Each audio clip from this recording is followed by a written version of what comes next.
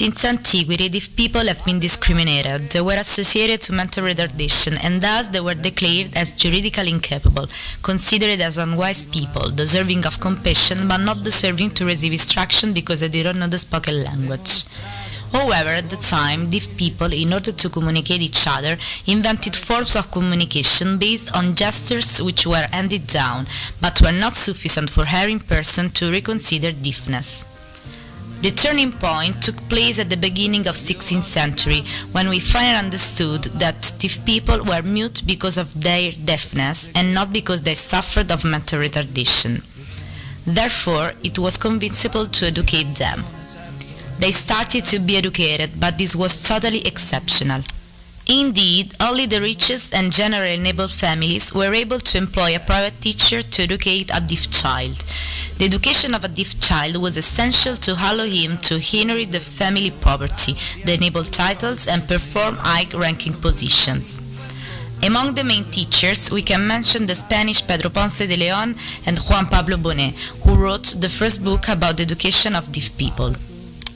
Deaf people's condition remained unchanged until the second half of 18th century, when Abbé Charles Michel de l'Épée, believing that education had to be accessible for all deaf people, started divulgating his own method, with so much success as to create schools for deaf people in many European countries. Abbé was the founder of the first school for deaf people in the world, established in Paris in 1770, which became some years later a model for other similar schools which started to appear in Europe. In Italy, the first deaf school opened up in Rome in 1784, thanks to Tommaso Silvestri, and Abbé transferred to Paris to learn the l'Épée's method.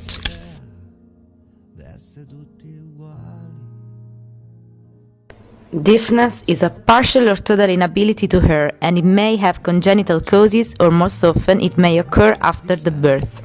The name deaf-mute was created some centuries ago due to an incorrect convention. Since they were not able to learn the spoken language, deaf people were pegged as mute. Actually, it is well known that they aren't at all, since their phono-articulatory apparatus is perfectly intact, and they can learn to regulate the emission of sounds and words if they are properly educated to the verbal language through a speech therapy. About 20 years ago, a new term was coined to refer to deaf people, no hearing, an euphemism expressed by the means of a litotes, that is to say, to express a concept by denying the opposite. This term is, according to many, the most incorrect one, since referring to a deaf person as no hearing means to remind him that he does not hear, unlike anyone else. Anyway, we decide not to employ the term deaf-mute, which is incorrect even wrong, nor no having, but only deaf.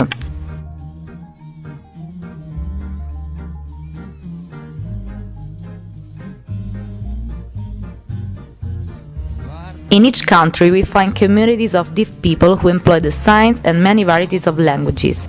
The British Sign Language, the Lengua de Señas Española, and the Lingua de Segni Italiana are only some of the most known and studied sign languages developed in the respective countries. Each variety has independent structural characteristics and a quite high level of differentiation.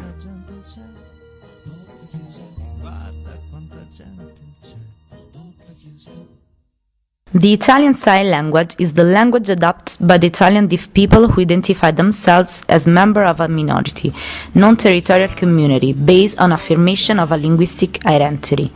This is also the mother tongue of some hearing Italians, most of them children of deaf people, and the second language of many other hearing peoples who usually work in the fields of education.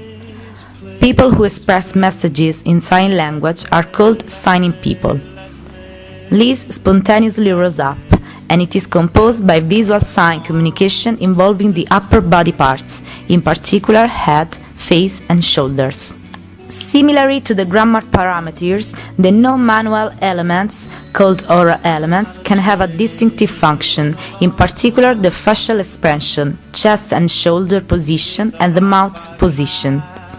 The morphology has specific rules, and as for the oral languages, it is one of the most important and distinctive elements of signs.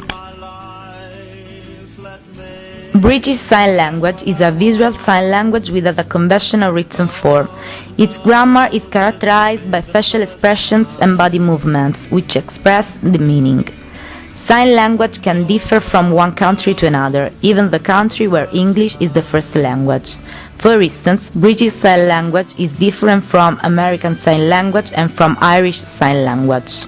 British Sign Language also includes regional dialects. For instance, some signs used in Northern England can be different from those used in the South.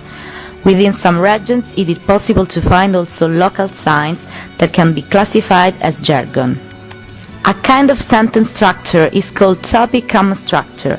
This kind of structure is not commonly used in English, but it is extremely employed in British Sign Language, and it consists in expressing firstly the topic of the conversation in order to focus it, and to give further details in the following consideration. Spanish Sign Language is the gestural language used by deaf Spanish and people who live and are related to them, and was legally acknowledged in 2007. From a linguistic point of view, LSA refers to a variety of sign language used in a wide central area of Iberian Peninsula, which linguistic and cultural center is Madrid. As the oral language, LSA has its own structure and grammar rules, and the important elements to know for a correct use are the position of the hand, the orientation of the hand's palm where the sign is done, the movement, the non-manual elements, such as the facial expression or the lips movement. The tense and the subject become definite according to the matter, and in the simple phrases the verb is always at present tense. In Spanish Sign Language, the articles do not exist, and the verbs ser, estar, y tener are not used. Anywhere deaf people sign, there are hearing people who can more or less well translate those signs. At the beginning, hearing relatives and educators sharing every day the linguistic code started to learn it. The best interpreters of deaf people were their child who, learning since their birth both signs and words, became bilingual people able to translate their parents' signs. Since 1980, thanks to linguistic researches, it has been demonstrated that the visual sign communication used by deaf is a real language provided with all related features. The interpreter is not a partner who supports or replaces the deaf person anymore, but he is the connection between the two communicative codes and channels. The interpreter fulfills a profession. In this new context, the interpreting service is officially established, and nowadays the interpreter translates from a language to another, expresses the message without adding elements to the content, nor from the emotional point of view. The easiest way to explain who is the interpreter of sign language is to define the role referring to another one best known, the verbal interpreter. During a meeting between two businessmen in two different languages, the presence of a professional may be required to solve communicational problems that may arise, creating a connection between them thanks to his competence in the two languages and the two cultures. The interpreter closely translates everything that is said, makes linguistic or cultural choices to make the content of an interaction clear. The interpreter of sign language has the same qualification as the verbal interpreter that can be summarized as follows: competence in the two languages, knowledge of the two different cultures, ability to move from a linguistic context to another one. Nevertheless, the interpreter of sign language works from and for a group of people who not only are linguistically different but have a sensory deficit. The deficit influences his social life and the spatial aspects of communication. Deaf people are always obliged to place themselves so as to be able to look at his interlocutor, and for this reason the interpreter has to know how to optimize the communicative situation with deaf people. It is clear that the interpreter of sign language has to place himself so as to be well visible by deaf spectators composed by 1 or 100 people. The interpreter has always the task to translate the speaker's inflections, emotions and style. Both kinds of interpreting employ the same translating techniques and can, according to the background, decide to make a simultaneous or consecutive translation. The aim of the interpreter of sign language is to make the communication of deaf people equal to that of hearing people. His task is to express the message in the clearest and most readable way without omitting or adding anything.